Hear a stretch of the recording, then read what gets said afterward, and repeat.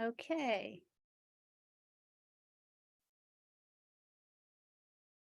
Welcome, everyone. I know that you're all starting to join. We're just going to wait one moment to get everyone settled in the Zoom room, and we will get started. And for our tech, Sabrina, just let us know when we're good with everyone in the room, and we'll get going.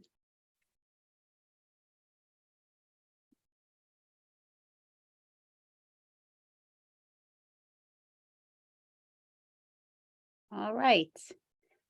And so with that, I'd like to welcome everyone. I'm Helen Arcantu. I'm the CEO of the YWCA of Northern New Jersey, and my pronouns are she, her, hers. I'm so grateful you could all join us this evening for our presentation. May is Menstrual Health Awareness Month, and we thought it was the perfect time to bring together this conversation for you. And it actually came together thanks to a partnership with the County of Bergen, our Bergen County Food Security Task Force, YWCA Northern New Jersey, and Girl Scouts Northern New Jersey. Together, we have been planning and bringing together a wonderful program for you today to educate you and activate you on this very important issue. For those that don't know, the YWCA of Northern New Jersey's mission is to eliminate racism and empower women. And we have been connected to this conversation now for almost 2 years. We are thrilled to be partnering with those that are here with us today to bring this conversation to you. Over half of the population that menstruates for a significant portion of their life, over half of our population does menstruate for a significant portion of their life, but yet only recently has menstrual inequity and period poverty become part of a public policy conversation. Period poverty refers to the inaccessibility of necessary menstrual products, either because of poverty, stigma, or a lack of resources. This issue really jumped to national attention during the coronavirus pandemic, when it became a much more difficult, it became very difficult to be able to access necessary health products such as toilet paper, tampons, and pads. However, this really is not a new issue that started during the coronavirus epidemic, quite frankly. This is an issue that many thousands of menstruators across the country have been dealing with for a very long time. In the United States, 1 in 5 teens have struggled to afford period products or have been unable to purchase them. 1 in 4 teens have missed class due to a lack of access to menstrual products. Menstrual equity is a very serious issue for our marginalized populations. People living in poverty are most affected by a lack of access to menstrual products. Menstrual products are currently ineligible to be purchased with public programs such as Supplemental Nutritional Assistance Programs, known as SNAP, and Supplemental Nutrition Programs for Women, Infants, and Children, which is also known as WIC. So today you will hear from some experts in the field and some activists and our state representatives and our county representatives to give you a lot more in-depth look at this important issue, and we'll explore ways that we can work together to achieve menstrual equity for all, period, which is our theme for today. And before I introduce you to our next speaker, I just want to let you know who you will be hearing with today, and each of them will introduce themselves as they come onto the screen. But you'll be hearing from Bergen County Commissioner Tracy Zur, who also is the head of the Bergen County Food Security Task Force. You'll be hearing from Assemblywoman Lisa Swain, who we're so grateful is very focused on this issue in Trenton. You'll be hearing from Aiko Laboria and Sabrina Brown of the Flow Initiative, who are 2 activists that have been instrumental in really bringing this issue to the forefront here in the state of New Jersey and creating so much success for us in terms of moving forward on this issue. We'll also be hearing from Jenny Allard, who is a educator, an activist, an attorney, and just someone who is really so has a wonderful insight as to how these conversations started here. You'll hear from Maddie Dubay, who's part of our team at the YWCA of Northern New Jersey. Her role is focusing on our girls programming, and she heads up a lot of this work for us. And closing us out with as really key partner in all of this, Ms. Sandra Kenoff, who is the my counterpart as a leader and CEO of the Girl Scouts of Northern New Jersey.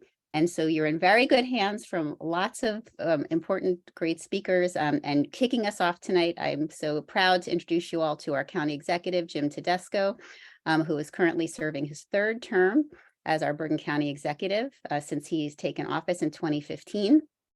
County Executive Tedesco has focused on improving the life and services for our county residents, while also creating greater efficiency and effectiveness throughout county government. He has always kept these issues at the forefront of his work, and we're so grateful that he could make the time to be with us today to kick off Mental Health Awareness Month. Thank you, Helen, and good afternoon, everyone. My name, as you heard, is Jim Tedesco, and I'm honored to be with you today. Unfortunately, I won't be able to stay with you for the entire program, as my schedule is pretty packed today and this evening. I'm actually sitting on the commission board public meeting tonight. My partner, Tracy Zur, is very happy to have me as a member of the commission tonight. But thank you for having me, and as you had said, how important feminine hygiene product drive is to make sure that we get the products to the people that need them the most. And while I've never had to think of feminine hygiene products for myself, I am the father of 2 daughters and 3 granddaughters. And I will say that I did talk about this about a month ago, about an experience my granddaughter had. I won't do that tonight because Tracy said that I divulged way too much information about my poor granddaughter and how she had to face, and Lisa was there too. What my granddaughter experienced in regards to having her first menstrual cycle. And all I can say is I was glad I was there as a grandfather. But I won't go into the details. But sadly, there are countless individuals who struggle to pay for crucial healthcare products. Not only pay, but find them available. Feminine hygiene products are not covered by food stamps, as you heard, or WIC, or Medicaid, which makes it difficult for a large majority of people that are vulnerable to be able to find them and to purchase them. I want to take this time to thank the partners who are putting this event together, to the YWCA, the Girl Scouts. I do want to give my mother that is no longer with us. My mother was one of the first presidents of Girl Scouts here in New Jersey. Back when the Girl Scouts were formed. Myrtle Tedesco was one of their first presidents, and thank you for all the work that the Girl Scouts do. The Bergen County Commission on the Status of Women, and our junior commissioners. The collection effort began in March and would not have been possible without all of your efforts. I thank you to the Bergen County Food Security Task Force and my dear colleague and friend Tracy for also bringing the awareness of this issue, ensuring that we equip our food pantries with these items. It just makes sense. When you go to the grocery store, you just don't buy groceries. You go to the grocery store and buy all the products that you need. And tying this to the food insecurity, which is now security issue, certainly made sense and has certainly proved valuable in getting these products to the people that are most vulnerable, because they're coming to food pantries and are coming to distribution locations because of their intense need. And it just works so well to be able to have these products available for the women and families to be able to take advantage of this when they're coming to get the basic staples of life, which is food. Today's event brings awareness to this issue, and I thank all of you for doing that. No one should have to make a decision if they can't pay for essential products that they need. And with recent inflation impacts, the high likelihood of being unable to afford these products is growing. So we need to continue these efforts. We need to grow these efforts. And I know that with the help of all of you on this webinar tonight, that this will continue and we will meet the needs and we will help many of those people that are in such dire need of feminine products. So I thank you for taking the time this evening to be with us. But I want to say thank you for the work that you're doing to make a difference in the lives of so many people. While we're a county of 1 million people, and while many consider us an affluent community or in county, there are hundreds of thousands of people that need help. And we saw it, as you heard from Helen, from the pandemic, that just brought to a brighter light on what we already knew, that people needed help with the basic needs of food. And now we've also realized that feminine products and products that people need in their everyday life need to be able to be provided.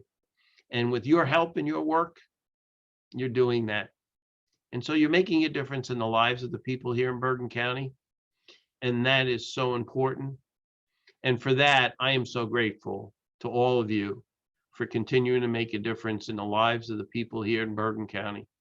That's why people want to continue to live, work, and raise family here in Bergen County, because we do care about our neighbors.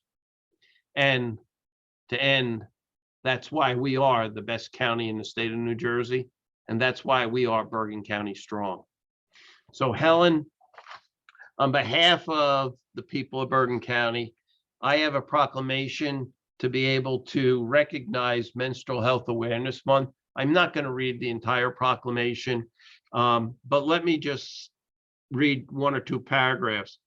Whereas the observance of the heightened awareness of period poverty or the inability to access the menstrual hygiene tools and education, and reinforce the importance of equitable affordability, accessibility, and safety of hygiene products, as well as reproductive care. And whereas today the county will officially kick off Menstrual Health Awareness Month with a live Zoom event discussing the implications of period poverty and what we as a community can do to continue to eliminate the stigma associated with mental hygiene. And stigma is critical because we just had a stigma-free event today and celebrating our 10 years as a county that's stigma-free.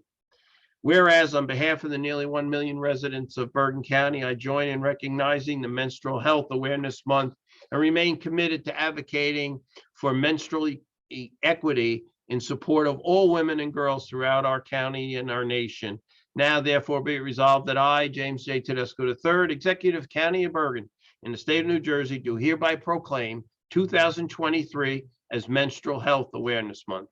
And here is the proclamation. And we will get it to you, Helen. So thank you all. Thank you, County Executive. Thank you. And with that, we'll turn it over to Commissioner Zur. Thank you so much, County Executive.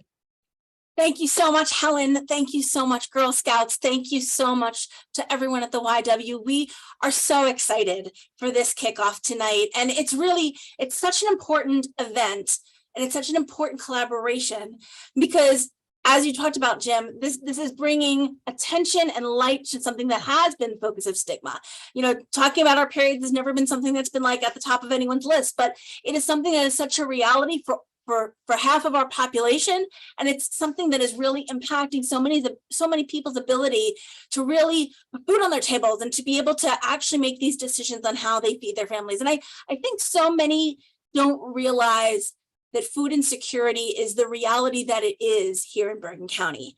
You know, they think that this is an urban problem. They don't realize that their neighbors are making really difficult choices on whether they pay their mortgage, on whether they put food on their tables, or whether they buy menstrual health products. It's all really hard decisions that so many of our families are making. It's estimated, at the peak of the pandemic, the numbers that were estimated was about 103,000 of our neighbors, about 10% of our population, didn't know where they were going to get their next meal from. And I'm hearing anecdotally from our pantries that those numbers haven't decreased. And in some of our pantries, we're actually seeing increases every single day. There was a study that was done in the wake of the last recession in 2008 that showed the peak of food insecurity was 2 years in, kind of about where we are now, but we didn't return to pre-recession levels of food insecurity in the community for a decade, which means we're in for a marathon. And that's why it's just so important that we are all in this together, that all of us are using our energies and our voices and our passions to help those who are our neighbors and who are struggling. It has definitely been very clear through the pandemic that food insecurity and health outcomes are linked, that food insecurity and academic outcomes are linked, and that food insecurity and just work productivity is integrally linked. And so, when we talk about the importance of this menstrual health product drive that we're doing here today, you have to understand that for every dollar that is spent on menstrual health products, that's taking very important dollars off of people's kitchen tables. That's food that's not going into your kids' mouths. And that's making families have to make some really challenging decisions on how to provide for this very, very basic need. My college-age daughter, who now is living on her own budget, recently told me on a shopping trip that if the other half of the population got their periods too, the stuff would be free or covered by insurance. And as Helen pointed out, and Jim mentioned as well, it's not only not covered by insurance or free, it's also not covered by WIC, and it's not covered by SNAP. And it therefore becomes the most important product actually on so many of our food pantry shelves. Being able to access these products, people make really important, critical decisions on, do they have to miss work or not go to school? Do they have to use products that might be unsafe and cause them other health problems, or using unsafe materials that might cause infections? So all of these things are so critical as we continue to have to figure out how we make these choices, how those who are struggling are making these choices every day. So where this drive comes in and why your energies and passions are so important here, and why I'm so happy to see so many participants in this webinar, is that we need to, first of all, talk about the fact that take away the stigma about having our periods, but we also need to make sure that this conversation about how we provide for equity in menstrual products and make sure that they're available to all of our residents, even those who are food insecure, is so critical. And we need to have everyone, regardless of their economic situation, be able to manage their periods safely and with dignity. And so now, because of you all, because of the Girl Scouts, because of those at the Y, because of our Commission on the Status of Women and the junior commissioners, we're going to rally and do as much as we can to collect as many products as we can to keep a supply on the shelves of our food pantries and make sure that our neighbors who are struggling have access to that level of dignity. So you're now going to have a month to make this impact so that our neighbors have months and months and months and months of less stress when it comes to how they're going to provide for this very basic, very natural, very important need. And you might think this is a small task, but the amount of angst that you're lifting from families who are struggling is going to be really profound. So in advance, I want to thank all the troop leaders, all of the individuals who are going to be part of this drive going forward. Thank you for your energy and for your effort. It really is going to be so impactful. And I look forward to us celebrating at the end, seeing the mountain of menstrual hygiene products that we collect and really how we push them out to our pantries, to those who are struggling and those who need our help. So thank you all in advance. And oh, one other thing, not only do we need, I see Lisa and Lisa Sween, Assemblywoman in the corner. Not only do we need the advocacy of this food drive, of this drive for products, but we also need to continue to raise our voice to make sure that our legislators hear us, that this is an important need that needs to be provided for, and that we're taking away the stigma in our schools around this very, very basic need. Thank you so much, Helen. Thank you, Commissioner Stir. And I just want to remind everyone too that you can do drop-offs at various locations. We'll put the link here in the chat for you so that you can see where you can drop off products. And we're grateful to those who have already dropped off. We do have a mountain growing, but we'd love for the mountain to get bigger. And with that, I'd like to turn over the program to Assemblywoman Lisa Swain, who we're so grateful to have as being a leader on this important topic for us down in Trenton. Thank you for joining us today, Assemblywoman. Thank you for having me. I am very excited to be here. I've been on this mission for many years, and it's so wonderful to see so many people focusing on this issue. So I just want to start by also thanking the Y and the Girl Scouts for bringing this issue to the forefront. I am a former Girl Scout myself, so I really applaud the work you're doing. And thank you to Tracy and to Jim, because we are working together on this issue now, bringing attention to something that, as you've heard, has just been, put in the back room. People don't want to talk about this. There have been euphemisms for having periods, your little secret, your day off, whatever. So, I just want to tell you a little bit about what it means to be a state legislator so that, everybody can understand, because a lot of people don't understand, what we do. And so you've met Jim Tedesco, who is the county executive, and you've met Tracy Zur, who's a commissioner, and they're the leaders for Bergen County. They're the ones who make the decisions. And thank goodness for them, because they're making these fantastic decisions about bringing access and equity and equality to all of the residents in Bergen County. And I'm fortunate because I live in Bergen County. I live in Fair Lawn. And for any of you out there who might live around here, maybe I'm your representative, because I represent many of the towns in Bergen County. And I work down in Trenton because I represent everyone in the state when I make decisions. So when my bills get passed, that's going to have an impact on everyone. Although on a more local level, I represent everybody in District 38. And I wanted to talk to you about some of the bills that I have worked on, and I'm hoping that they become laws very soon.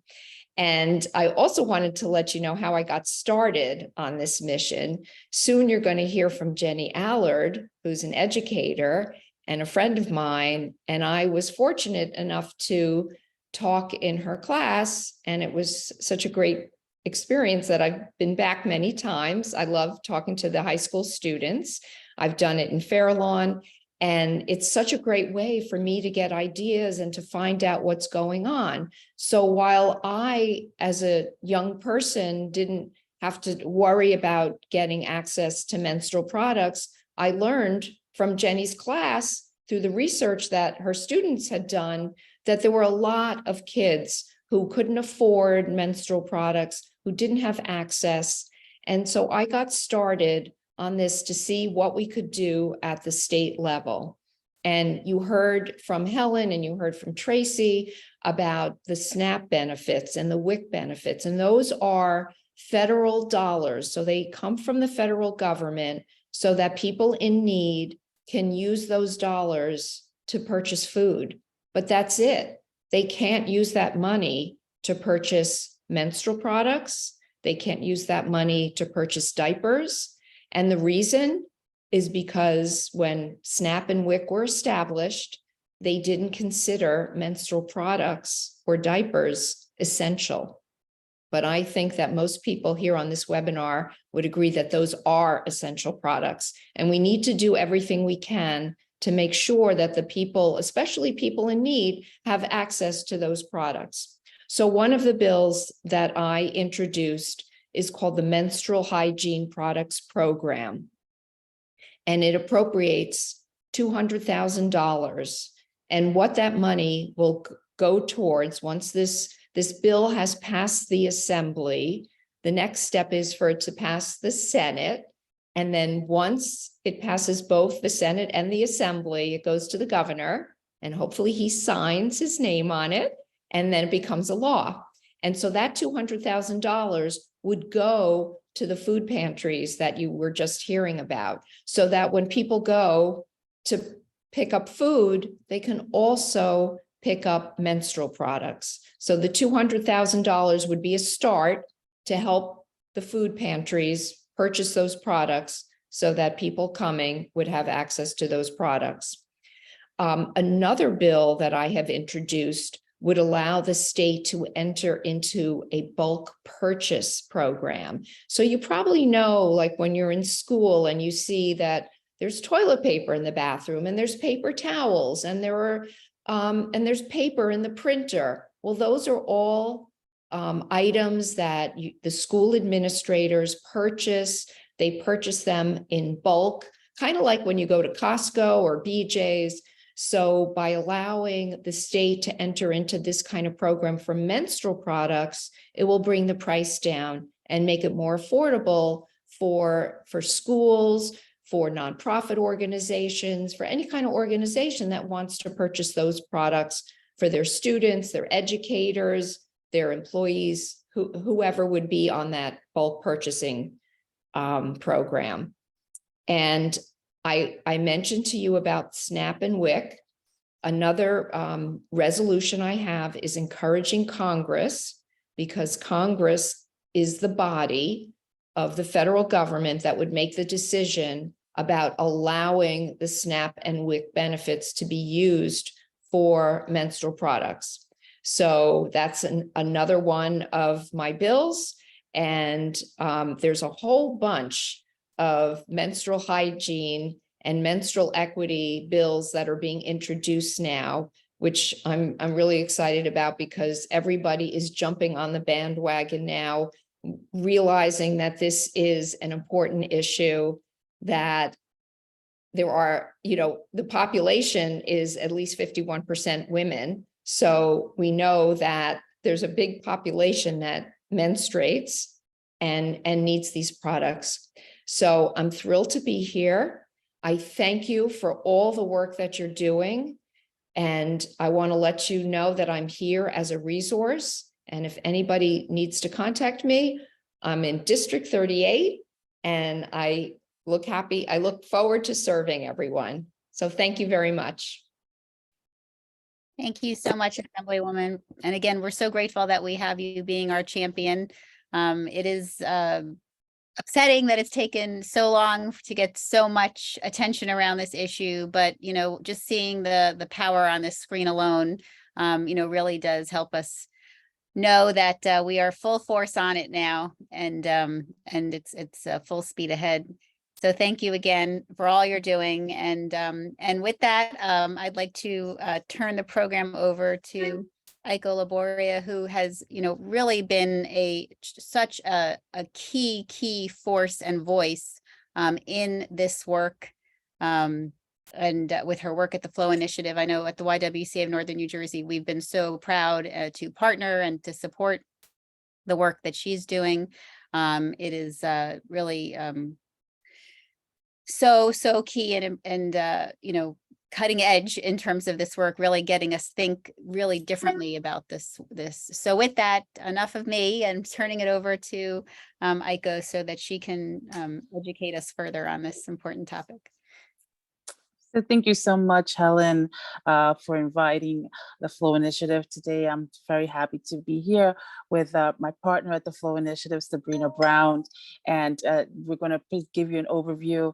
First, I want to say thank you to Maddie and Elian for always including us in the work, and nice to see Assemblywoman Swain in the room. Always wonderful to hear all the things that she's pushing forward, and of course Commissioner Zur and all those in attendance. So without further ado, I'm going to hand it off to Sabrina. She's going to start us off with an overview of what we do, what we've done, and what we want to do. Thank you. Thank you so much, Aiko. It's great to be here with everyone, and just such an honor for the Flow Initiative. So thank you, team. So just kind of what we're going to cover today, we've got some rich information to share with everyone as we lean into this fight for menstrual equity and ending period poverty.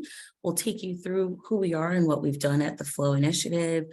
We're going to deep dive into the state of the flow, taking a closer look at what the data is telling us and how we can really address period poverty by the numbers. And then, of course, closing us out with our focus areas that we deep dive in at the Flow Initiative, how that drives our success, and the partners that help us do this. So, of course, getting us started, the Flow Initiative. Of course, you all know ACO, but now I'm here to tell you a little bit more about the Flow. So we were founded in 2019 by the fabulous ACO Laboria. I came on in 2020, and since then we have grown exponentially. We started off locally working here across Hudson County, New Jersey. Now we work nationwide as we are ambassadors for the United States of Women. We also work very closely with UN Women and the World Health Organization. So while ACO has founded this amazing organization, it's grown into this beautiful national reputable group, and we're incredibly proud to be volunteer-led, diverse, and inclusive, but most importantly, proactive. Since we've launched in 2019, we've donated 1 million products to women, girls, and members of the LGBTQ community. We've also strengthened our policy, our partnerships, and our programs. And I underscore that because with the Flow Initiative, we are not just focused on donating products, we are heavily focused on legislation and policy, and you'll see us talk a little bit more about that later too. And so our leadership, of course, it goes without question. You all know ACO. She's fantastic and wonderful. And working with her to take the Flow Initiative to the next level has been such a treat for me.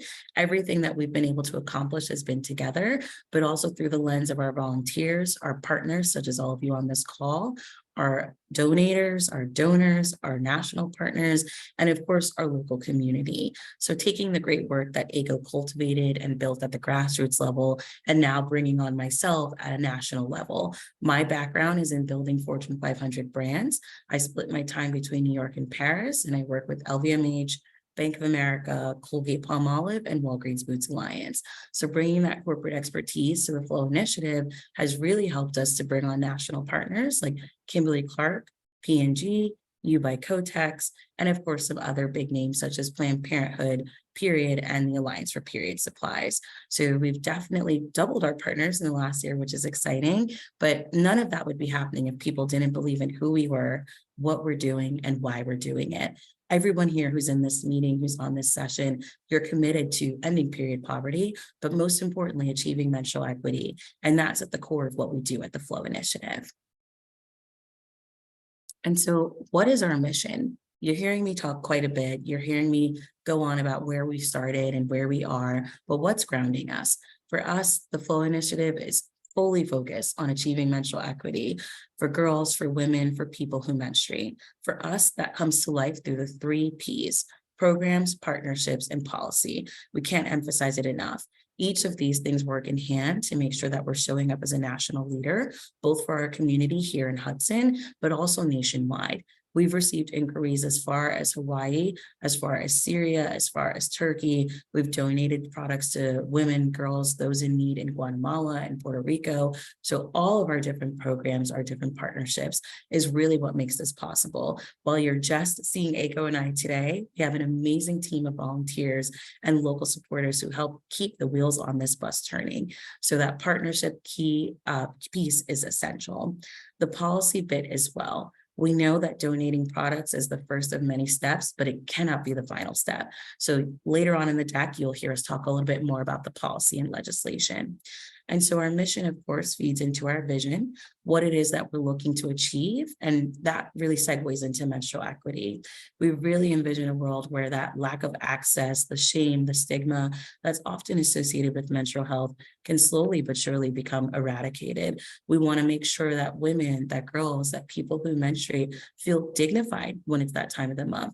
They feel celebrated, they feel supported, but most importantly, they feel that they have the access to get the products they need, the resources they need, and the education they need to manage those cycles. So every day we're working to bring that vision to life, and it does again come to life through our programs, our partnerships, and our policy. And so to take you through the next section, the state of the flow, I'm going to kick it over to ACO so we can talk a little bit more about what we're seeing on the ground. And of course, what is the data telling us about the state of period poverty as we know it, and more broadly, the importance of menstrual equity. So ACO, I'll kick it over to you, love. Thank you so much, Sabrina, for that wonderful introduction. And as Helen spoke earlier and in introducing our program, what is period poverty? Well, it is defined as an inadequate access to menstrual hygiene, tools, and education, including but not limited to sanitary products.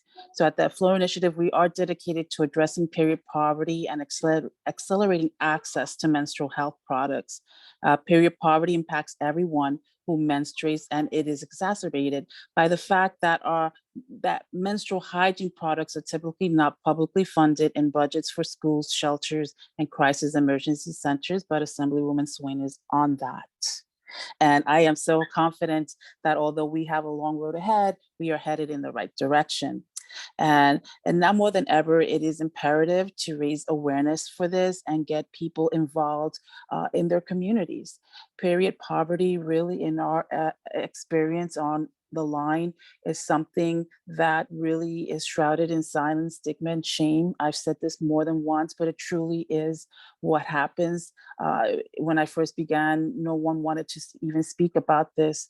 4 years later, people know us, they feel more comfortable and share their stories and are willing to help elevate what period poverty is by being courageous enough to share their stories, which is where national partnerships like USOW, United States of Women, are so important, and partnerships with the YWCA of Northern New Jersey are so important because they take those steps to elevate the stories. We want to tell the stories because that is what moves, so many elected officials. That's what they want to know. Next tab, please, Sabrina. So period poverty by the numbers. So we, one of the first things we did at the Flow Initiative was ensure that there was a need in Hudson County, and we did this by doing survey studies and of the demographic that were most in need. So we know in a recent study, we were very happy to have the first pilot for free menstrual products in New Jersey at PS 34 in Jersey City. We know that 29% of the girls and menstruating students have missed school because of a lack of access to menstrual products.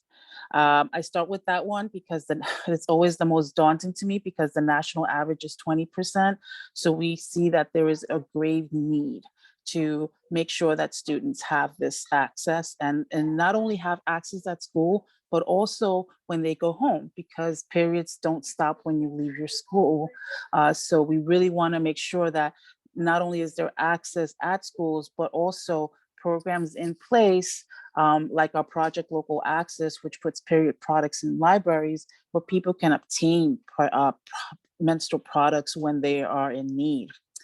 93% of students have said that they should have access to everything they need: toilet paper, soap, paper towel, menstrual products to properly use the bathroom. Well, that is so important, right? Because in a lot of schools, and especially in what we've seen in inner city schools, these basic necessities are often lacking, and it lends itself to proper hygiene. So making sure that all these items are available are monumental to proper menstrual cycle management. 70% of the students said that they would benefit from access to free products outside of school. Again, reiterating that 29%. Of course, this number is going to be high because if you're suffering from period poverty because of socioeconomic status, having access in school is one part, but when you leave school, you still need that access, which is why the Flow Initiative, when we donate products to school, we also make care packages of 15 to 20 products in a bag that affords these packages to be given to students who are in need. And it's a learning curve. Not every nurse wants to do it. Not every administrator wants to do it. They're like, why would we give 20 20 products to one student, but that's where the learning and the education comes in, because they're suffering from a lack of access to products. If a student is asking for it, it's because they need.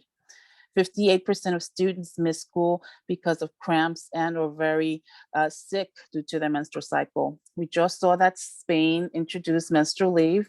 And there is also other legislation that has been introduced for students because periods are so much more than, bleeding.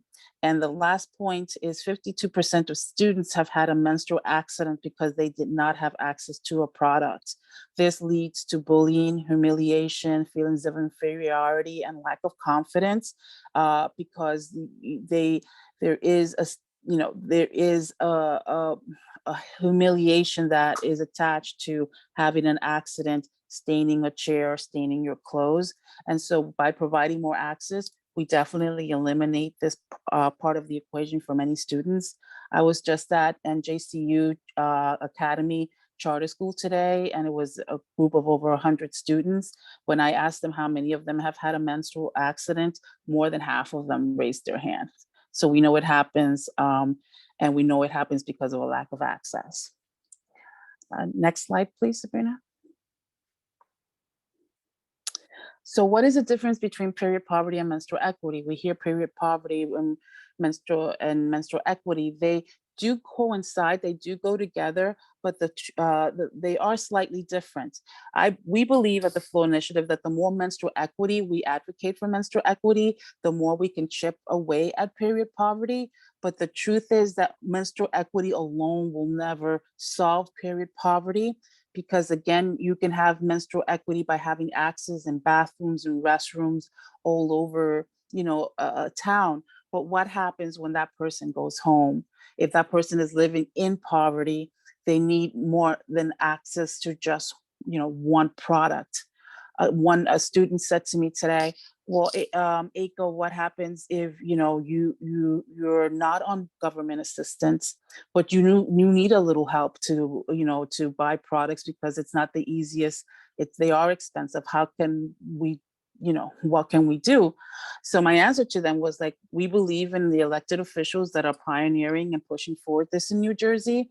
But in the meantime, we have to create innovative programs, which goes back to Project Local Access and putting these in libraries and also in social infrastructures like the YWCA, who also donates menstrual products, because you have a place where people can go and access these products that may not be signed up to SNAP or have access to TANF dollars or an EBT card. But there are people that are the working poor. There are people that sometimes just need a little extra to get by. So when we have institutions that take that step, we create greater access and more menstrual equity. And next slide. And we're gonna hand this back over to Sabrina, where she's going to speak on our focus areas and a lot of the big wins that we've had this past year, and where we want to go, where we see the future of menstrual equity and ending period poverty looks like. Awesome. Thank you so much, Aiko. I think just underscoring what you just said regarding menstrual equity, it's such a big area for us to tackle. And that's why we focus on 4 key areas for the Flow Initiative. For us, first and foremost, we really want to make sure that we can obtain menstrual equity by ensuring that all the bathrooms, especially in New Jersey, are equipped with the needs of female biology. So we're thinking through private bathrooms, public bathrooms, municipal and government bathrooms as well. Not just providing pads and panty liners, but also making sure we have tampons, that this is in a place where it's free and available for access. Sometimes you'll see in bathrooms, you have to put in a quarter, or sometimes it's 50 cents. And we want to make sure that these are readily accessible for the most vulnerable in our communities. Second and foremost, of course, is really initiating that period product access plan. We know that it's so important for students to have access to this in their schools, and this will help us really kind of foster what we're looking to see in terms of the product dispensaries that you just heard Aiko talk through, and making sure that when students get products at school, it's not just here's a tampon for a day, but here's how you can manage your cycle for the week and really set them up for success in the days to come. And then, of course, enacting grassroots programs. At the core of everything that we do is education, whether we're sitting down with this amazing group at YWCA or last week when we presented to Planned Parenthood. We're constantly looking to educate our partners and enact these grassroots programs that teach about menstruation, self-care, self-love, that emotional intelligence. We know that the age of menstruation when people are typically getting their periods tends to be between middle school and high school, a sensitive time, a coming of age time. And we want to make sure that we're providing them with the right support that they need, both through the emotional lens, but also physicality as well. And then, of course, future forward, looking ahead, what we hope to see is those new technologies that are in place to make sure that the most vulnerable are part of this conversation. One of the key things you'll hear from ACO and I is that we're not just thinking through students, we're really opening up the aperture here. We're helping women, we're helping girls, artists, veterans, sex workers, at-risk youth. We've donated to shelters, we've donated to jails, we've donated to prisons. While it may sound taboo to others, these are still contributing members of our society, and as such, their needs need to be met as well. So really making sure that we're being inclusive in this discussion, and we're bringing forth new tools and technologies that can help us accelerate access. And so what are some of the things that we are doing for the Flow Initiative? It starts with our strategic approach. We use a three-pronged model, starting with education, which you just heard me talk about a little bit, engagement, and of course, empower. We firmly believe that when people are educated, they can then proactively engage on the issues that matter most to them and become empowered. Education is at the center of everything that we do. The amount of people who've said to myself and ACO, well, period poverty doesn't happen here. That's happening in Africa. That's happening in Asia.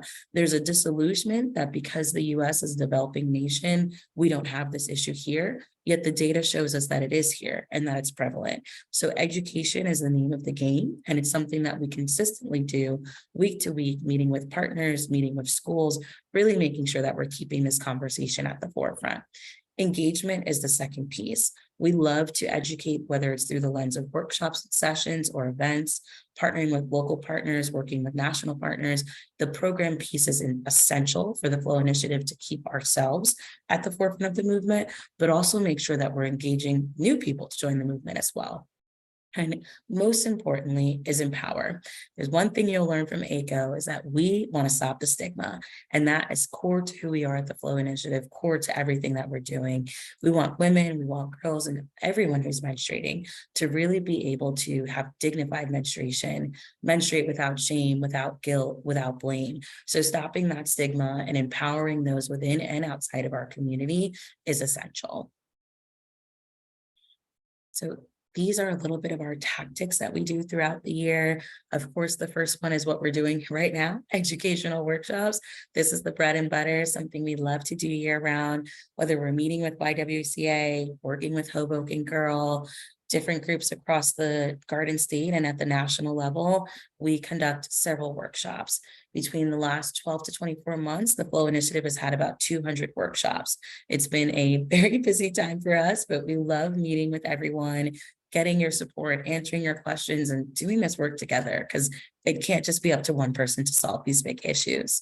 Number two is legislation, a key part of the work that we're doing. And thank you to everyone on this call who's moving it forward, even at greater heights than we can imagine. We know that legislation is so essential to help make sure that women, girls, and those who menstruate have access to the products, have access to the benefits, to the care that they need to be able to manage that time of the month, but also just in general. We are really focused on helping those in need, and ACO has done a fantastic job going down to Trenton, testifying on the different committees, really sharing her story. And on my end, bringing in our corporate partners to educate them as well. We've seen quite a bit from the corporate lens that a lot of companies are involved when it comes to the product donation. Very few are going to get involved when it comes to the legislation. So educating them on what this process looks like is a key part for the Flow Initiative, because we want to make sure that we're working with people who believe in all aspects of the work that we're doing. And then, of course, content and social media. If you're not following us on social, please do. It's a great way where we're always talking with everyone. Partners like YWCA, USOW, Alliance for Period Supplies, and then donations. So you'll see here, we've strategically kept product donations at the end because while that's important, it's not the sole way we're going to address period poverty. ACO and I have seen time and time again where many groups, they're donating the products, but we also need to educate. We need to convene. We need to bring like-minded individuals together to discuss how we're going to achieve these goals, not just donate products and hope for the best. So more than a product, as I always say, and based on all the smiles on the call, I'm sure you feel the same way, which is wonderful. And so partners, partners, partners, you're hearing me say this word to death. Who are some of these amazing people that we work with? We are incredibly proud of where we are, and this is just a snapshot. Alliance for Period Supplies have been one of our standing partners, the Hoboken Girl and Local Media Girl Group, Horizon Blue Cross Blue Shield, who we've done quite a bit of programs with, both English and Spanish. Kimberly Clark has been a fantastic corporate partner, both through the lens of product and funding, which is essential. Period, which is the global menstrual movement for period poverty, menstrual health, menstrual equity. Lovelocked, who's been a fantastic local partner when it comes to us hosting events. Planned Parenthood, USOW, U by Cotex. I mean, we tried to keep everything to one side, but these are some of the amazing people who help the Flow Initiative do what it is that we do. We would not be here without them, without YWCA, people who believe in our mission and share in our vision, because this work takes a village.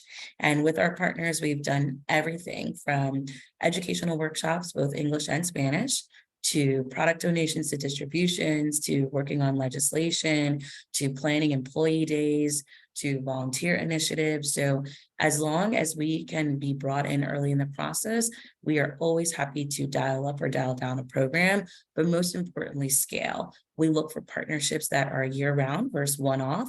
That's really where we see the impact of the Flow Initiative. And most of these partners we've been thankfully working with for the last few years. So a great continuation of the work we've done and all the good stuff to come.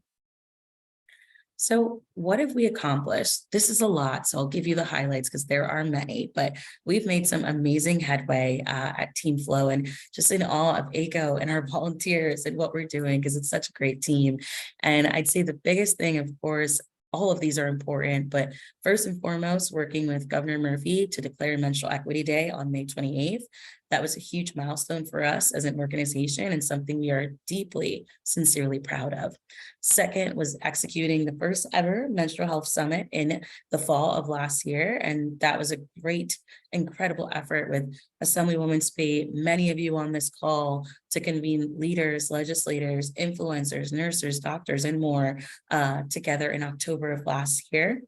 And then I'd say the other big highlight here for sure would be the ongoing legislation work that we've been leading, testifying at the New Jersey Assemblywomen and Children Committee meetings, making sure that the Flow Initiative has a seat at the table where these decisions are being made. That has been so profound for us and the work that we're doing as an organization, but also the work that's to come.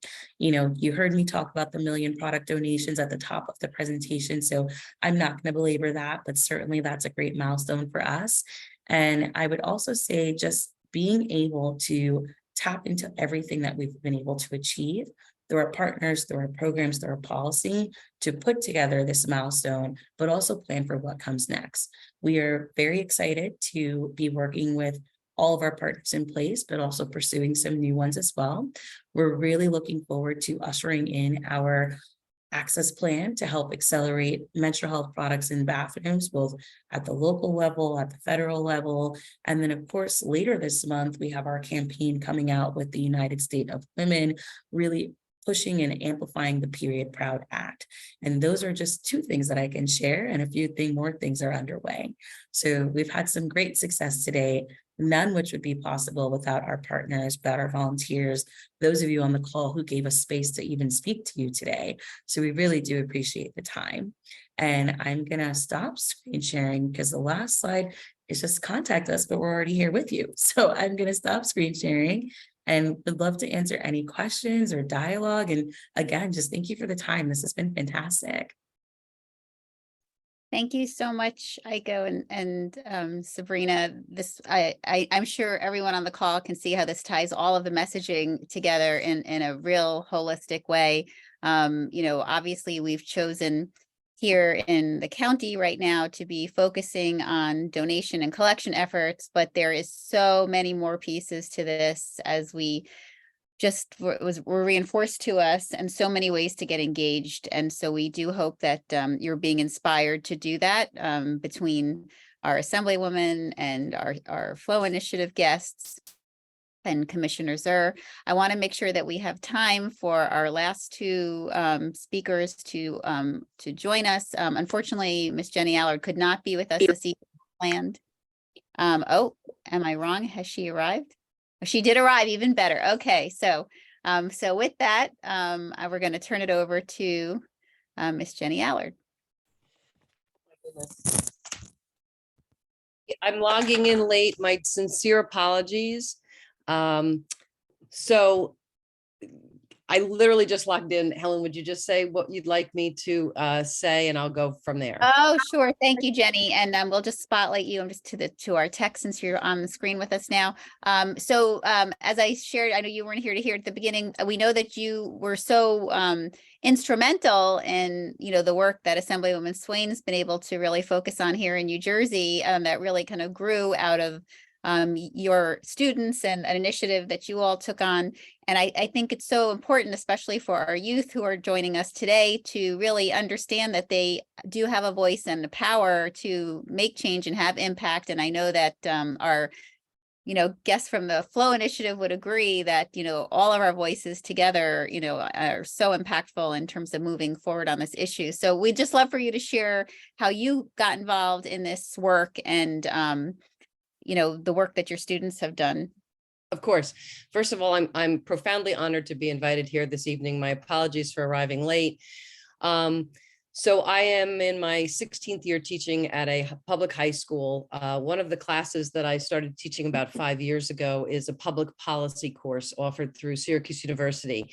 And the real objective of the course is to have students identify a societal issue that they would like to ameliorate through policy. And as is the lesson that I've had over and over and over again as a teacher, is the students really do have passion. They are able to identify issues in their community and in their world that they can use their agency to help fix. And a couple of years ago, I would say just before COVID, maybe 2018, I had two students who were very dedicated to the idea of raising awareness to period inequities, really, around the world. And they took that passion that they had and they brought it into the classroom. And through the course, they were encouraged to speak to policymakers. And I've always believed the more local that you can speak to people, the more change that can happen. And so we were fortunate enough to have Tracy Zur's support always for the school. And we were able to connect through those kind of connections with Assemblywoman Swain on this issue. She came into our class and she was telling the students sort of what her job is, what her work is. And then she was great. She asked the students, what are the issues that you are thinking are the problems today? And I don't want to speak for Assemblywoman Swain, but or Commissioner Zur, but I think if you listen to the young people, they sometimes know they're sort of ahead of the curve on things than we are. And so they were great. They listened to them. They followed up. They looked at the research. The students did some really in-depth research, a cost benefit analysis. And then really, honestly, they went to the principal. And the principal happened to be a man, and he had a great reaction. He was like, oh my gosh, of course, absolutely. We should provide free period products in our public school. He did not seem to think that was going to be a large cost to his school budget. And with the help of the students, the principal, and these policymakers, I can report that today at Bergen Tech, we have free tampons and free pads for students when they need it during their menstrual cycle. And I can't thank the policymakers enough for inviting us to talk to the other people in Trenton about this issue. I think my principal really gave a great, very clear-cut, finance cost benefit analysis. And then once everybody heard the students' ideas, they took the ball running. And I think there's going to be more impact at a state level, right? Lisa, Assemblywoman Swain? Yeah.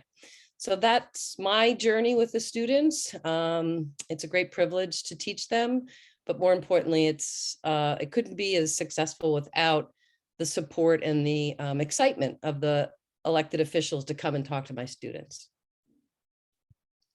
Thank you so much for sharing that, Jenny. And, you know, as I said early on, I know you weren't here to hear that, you know, you're an educator, you're an activist, you're an attorney, you're, you know, all rolled into one. And we're so grateful that we have you inspiring our youth and helping them grow strong voices so that they can, because as you noted, and we all know, I know our Girl Scout friends know it so clearly because of their work as well, is that they are ahead of the curve. They are educating us every day. And it's so amazing to see that here in New Jersey, we've been able to take that and pass it along to open, you know, open to learning all of that too from someone like Assemblywoman Swain to, you know, help work alongside our Flow Initiative friends and just, you know, have a greater impact with this work for sure. And so with that, we're getting close to the end of our of such an important and really so much great information that we're sharing. We're going to turn over to Madeline Dubé from the YWCA of Northern New Jersey, who focuses on our Girls Initiative and, you know, has been key involved with our work in this area for some time.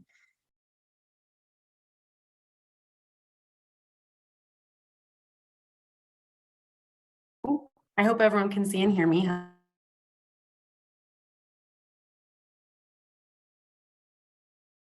think my Wi-Fi is a little funky. I hope everyone can see and hear me.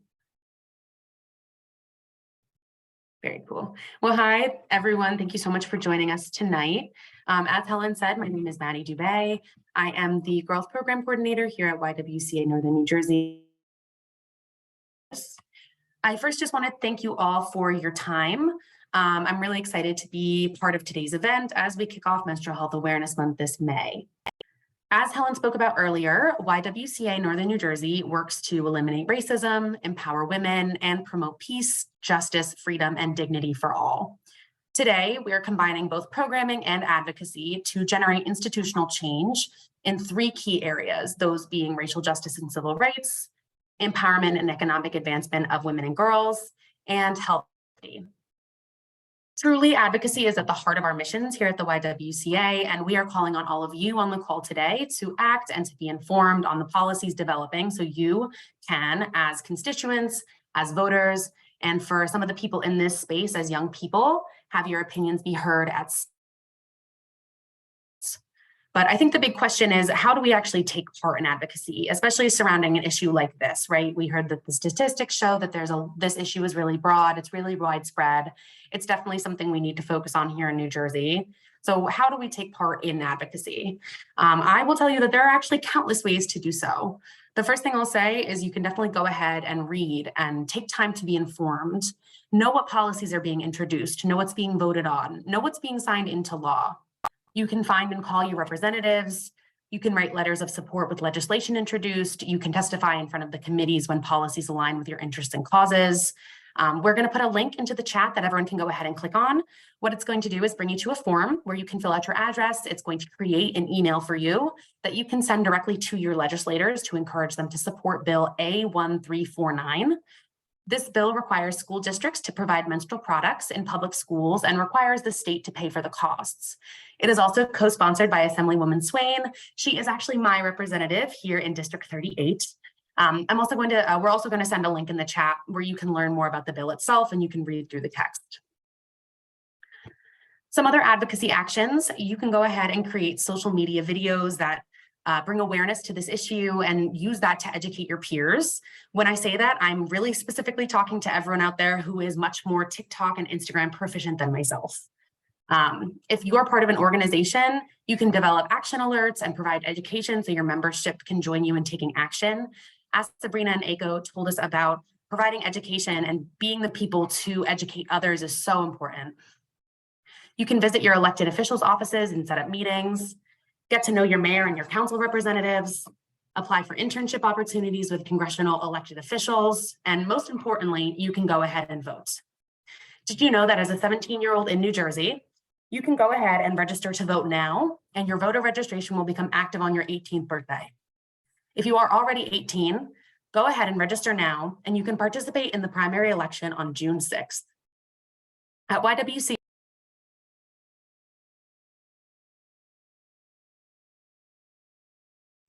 Oh, no. Yeah, we may have had a little blip in Maddie's Wi-Fi, but no worries. I think she got most of what she was trying to get through in, and we appreciate that she was giving lots of tips on how to get engaged and activate. I also want to shout out that I know Assemblywoman Swain, and I know it's also in Maddie's area as well, that in our council and mayor in Glen Rock is the first all-female mayor and council in the country, and we're very proud to have them here locally.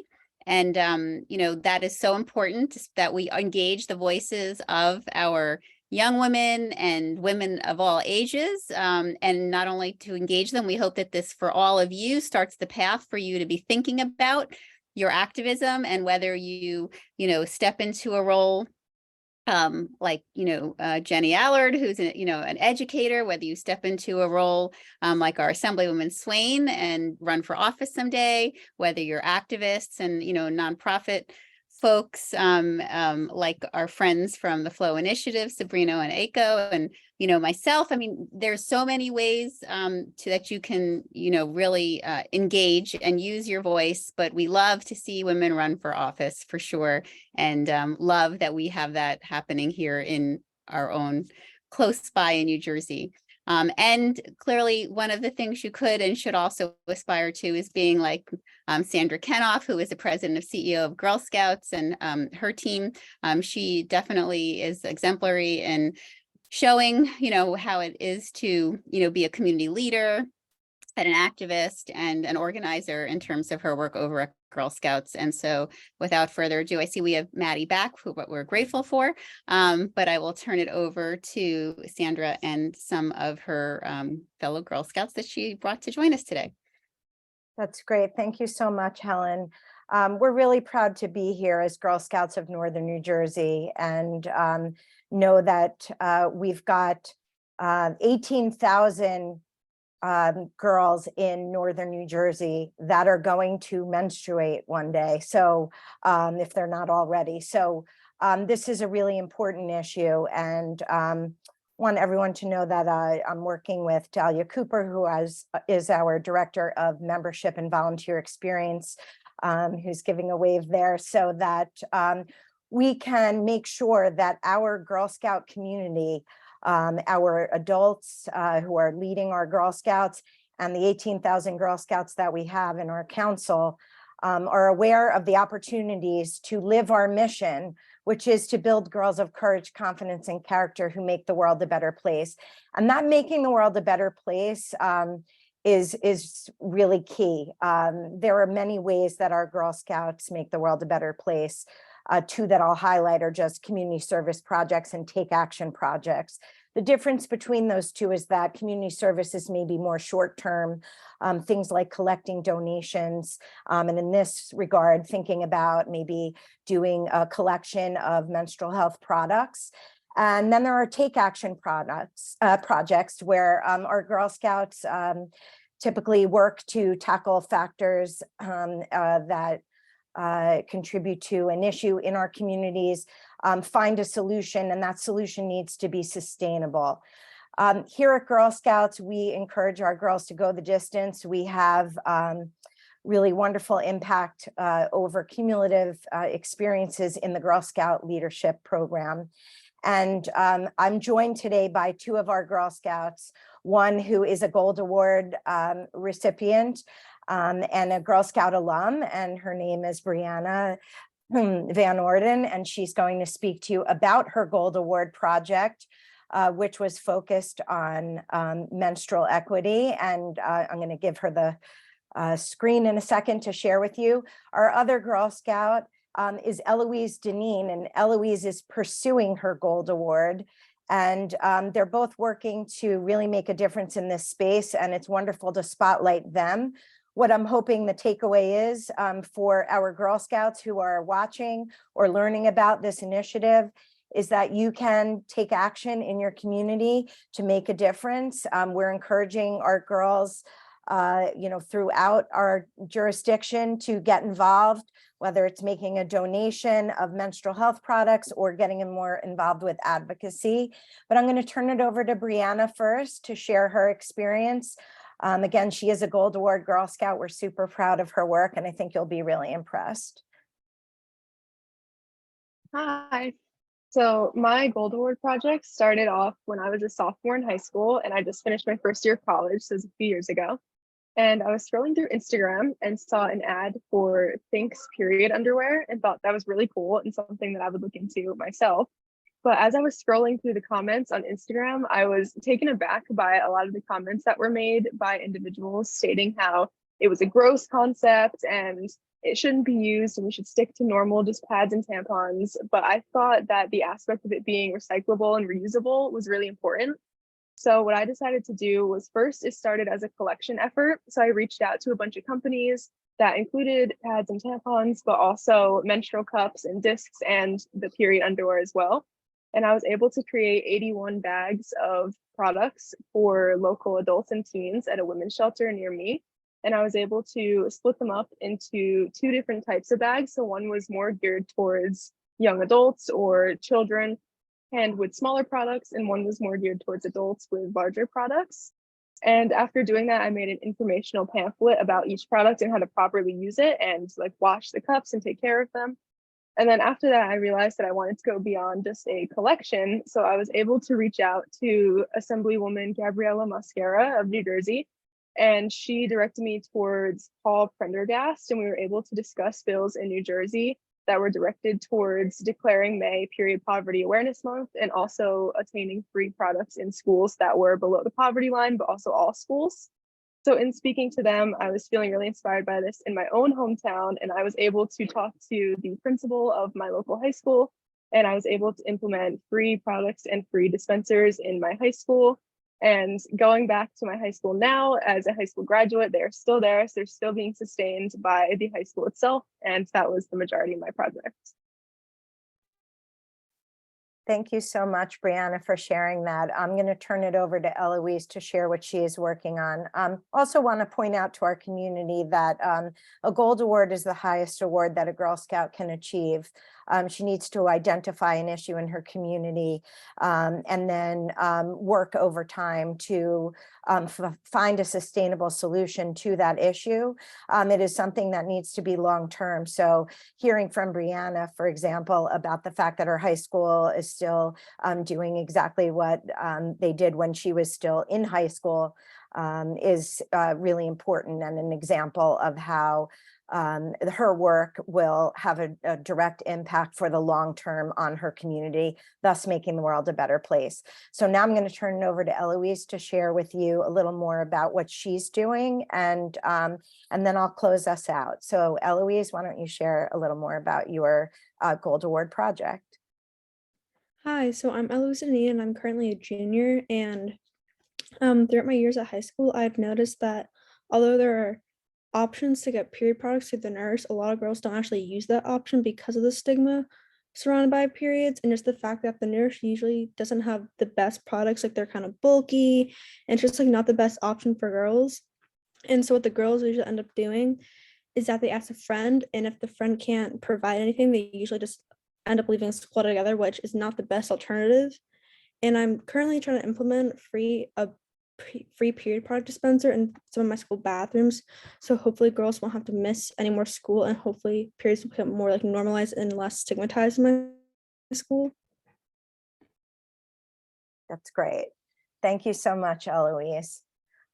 I think you've heard today, there's so much that we can do to make a difference. I want to make sure to thank our partners, Helen at the YWCA and her team, Tracy in the commissioner's office, and also working with the Bergen County Food Security Task Force.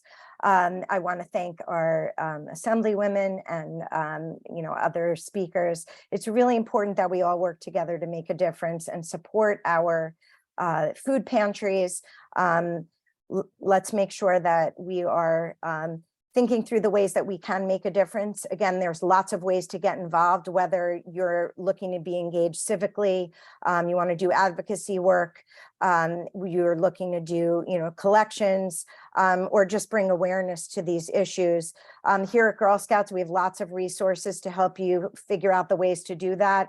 I know that all of our organizations have resources, whether they're educational or community-based. So we will be sharing out all of the different pantries that you can support, and lots of ways to continue to get involved. May is Menstrual Health Awareness Month, but we know that this is something we can think about all the time. So thank you to everybody for the opportunity to speak to you and for the collaboration. I think this is really important that we work together to change our communities, make them stronger, and make a difference. So thank you very much. Thank you all. And please reach out. You have all these partners here that are eager to work alongside of you, and have a great night. Thank you.